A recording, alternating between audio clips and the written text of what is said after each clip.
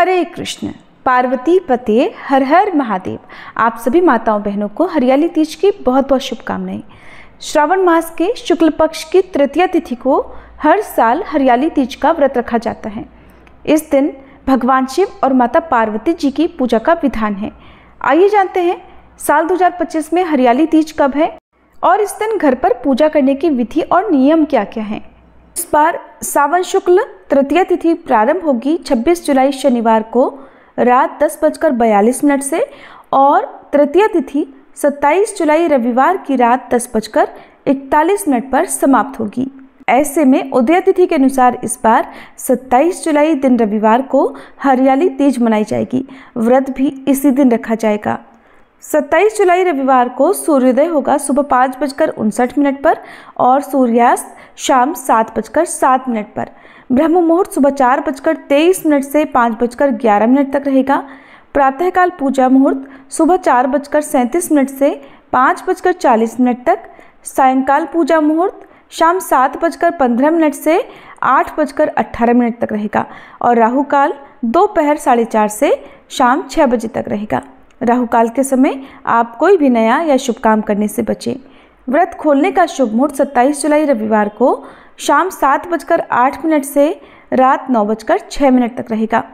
चंद्रास्त का समय होगा रात 9:06 पर, इसलिए चंद्रमा अस्त होने से पहले पहले आप हरियाली तीज की पूजा करके चंद्र दर्शन भी अवश्य कर लें। और हरियाली तीज का पारण जो भी महिलाएं या कन्याएं अगले दिन सुबह करती हैं तो उन्हें 28 जुलाई सोमवार को सूर्योदय के बाद यानी सुबह 5:59 के बाद अपने व्रत का पारणा करना होगा।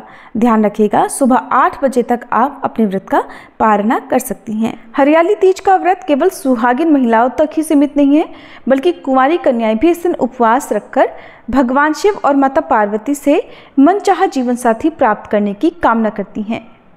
अगर आप घर पर ही हरियाली तीज की पूजा करना चाहती हैं तो इसके लिए आपको कुछ विशेष नियमों का पालन करना होगा, जिससे आप पूजा का और व्रत का पूर्ण फल प्राप्त कर सकती हैं।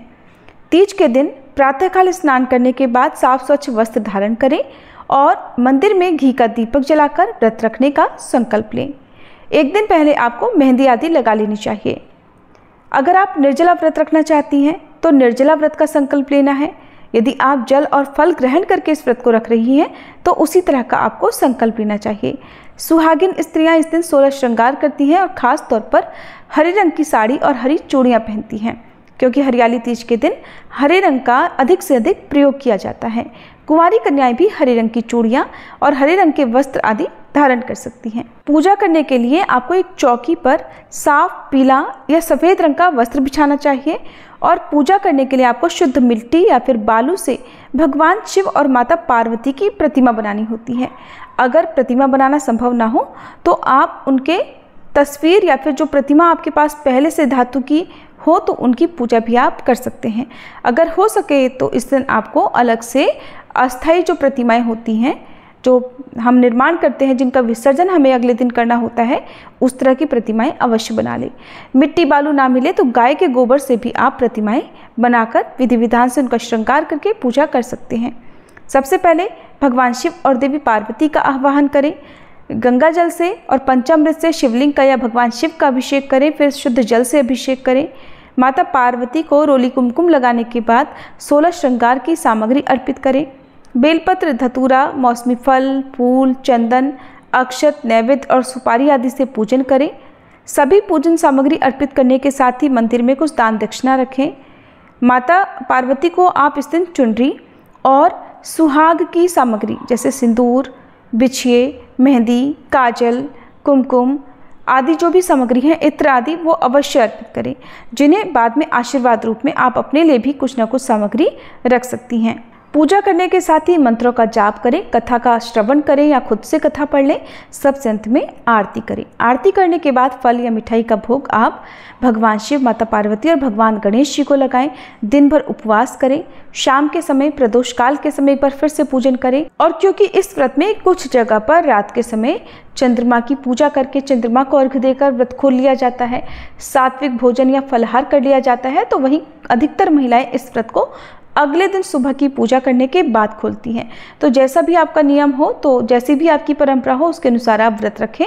अगले दिन आपको जो भी आपने प्रतिमाएं बनाई हैं उनका विसर्जन पहले करना होता है। विसर्जन करने से पहले विधि विधान से एक बार फिर से पूजा करें। माता पार्वती को सुहाग की सामग्री अर्पित करें। अपने लिए कुछ सामग्री आशीर्वाद रूप में रखें और फिर प्रतिमाओं का विसर्जन करने के बाद जो भी भोग आपने भगवान को, माता पार्वती को आज फिर से लगाया है, उसी को प्रसाद रूप में ग्रहण करके व्रत खोलना चाहिए। आज के दिन काले रंग के वस्त्र हो या काले रंग का प्रयोग करने से बचना चाहिए। इसके अलावा लाल और हरे रंग का प्रयोग करके आप इसी तरह की सुहाग की सामग्री, वस्त्र हो, वो आप किसी निर्धन सुहागिन महिला को दान में दे सकते हैं। ये थी आज की वीडियो। उम्मीद है आपको पसंद आई होगी। इस दिन आप हमारे चैनल पर हरियाली तीज की कथा भी जरूर सुनिएगा।